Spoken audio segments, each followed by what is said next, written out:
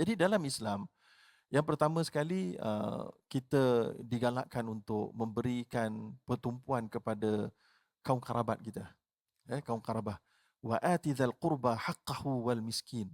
Berikan orang yang kaum kerabat kamu akriba hak mereka, kemudian bawa miskin. Kaum kerabat itu merujuk kepada adik keluarga. Jadi kalau adik keluarga kita ada yang susah, orang Palestin pun susah. Nak bagi mana satu? Adik keluarga dulu, orang Palestin dulu. Itu dia. Kemudian bawa orang miskin yang lain-lain. Jadi itu menunjukkan konsep Islam, dia menitik beratkan konsep ada ukhuwah, orang yang berdekat. Sebab tu apa nama mazala Jibril yusini Jibrilu apa nama tu dengan sentiasalah Jibril menasihatkan aku pasal jiran hatta zanantu ayyuwarithahu, sampai aku menganggap dia ni agak-agak boleh, Nabi katalah boleh mewarisi ke tidak kan, sebab kejiranan itu membawakan satu impak. Kaum kerabat membawa satu impak, kejiranan bawa satu impak, maka sudah tentulah agama yang sama membawa impak. Maka sudah tentulah dia saudara se-Islam dengan saya, mereka bukan saudara se-Islam dengan saya. Dua-dua ada satu produk yang sama. Sudah tentulah saya kena dahulukan saudara se-Islam saya.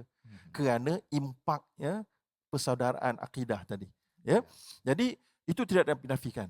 Maka kalau dua-dua produk sama kategori, sama kualiti, sudah tentu tanpa khilaf orang Islam lebih bagus. Tapi yang jadi muskil adalah produk orang Islam cincai. Cincai dia main sentimen agama. Dia cuba menarik atas sentimen keagamaan dan persaudaraan Islam, tapi produknya tak ada kualiti, kadang-kadang tidak thayyibah. Itu masalah. Dan produk non-Muslim, dia anggap bisnes. Dia tak ada ni, dia anggap bisnes. Bila bisnes, dia ikut buku. Contoh. Katalah syarat non-Muslim ni dia ikut buku. Produk dia, kata halal jakim nak dapat, ini syarat-syarat dia. Dia ikut semua. ISO nak dapat, ikut syarat-syarat. Dia ikut semua. Dia sebenarnya halal dan thayyibah. Tapi pemiliknya non-Muslim dan dia tak ada masukkan ke non-Islam, ke non-Musliman dia itu ke dalam produk. Dia hanya fikir business quality. Our product must be a very quality, high quality product. So pada ketika itu, tidak ada masalah orang Islam nak pergi ke produk non-Muslim. Kerana Nabi SAW telah menunjukkan contoh yang paling utama, Nabi membeli makanan daripada orang Yahudi. Walaupun Imam Ibn Hajar Al-Asqalani menghuraikan dalam kitab Fathul Bari, antaranya panjang, ada asbab wurud dia. Iaitulah antaranya salah satu perspektif kerana Nabi nak beli makanan daripada para sahabat. Para sahabat tak mau jual. Mereka nak bagi free. Mereka nak bagi free. Nabi tak mau ambil free. Nabi nak bayar. Tapi mereka tak mau terima pembayaran. So akhirnya Nabi pun pergi ke Yahudi buat beli.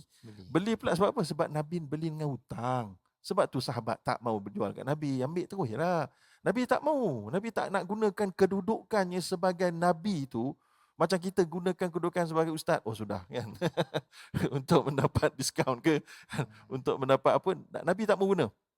So jadi bila Nabi tak mau guna, para sahabat pun tak mau nak bagi Nabi beli dengan berhutang. Maka pergi Yahudi. Yahudi jual, Nabi tak boleh bayar. Nabi cagarkan baju besi. Ini hadis Sahih Bukhari.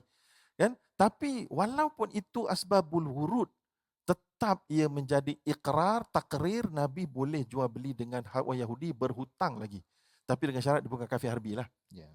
Dan demikian juga dalam ayat yang pernah saya bacakan kat sini kat dulu, menunjukkan orang Islam berniaga dengan orang-orang kafir musyrik dekat kawasan Masjidil Haram, dan itu juga berlaku daripada zaman Nabi sampai zaman para sahabat, para tabi'in. Maka harus bila mana ada keperluan, bila mana tak ada khidmat yang sama, produk yang sama dengan daripada kalangan orang Islam, ataupun ada tapi jauh, kita memerlukan pantas, maka tidak ada masalah pada pendapat saya dan pembacaan saya dan pada pengetahuan saya untuk kita transaksi dengan orang-orang non-Muslim. Selagi mana dia itu memang tidak terang-terangan menentang Islam lah.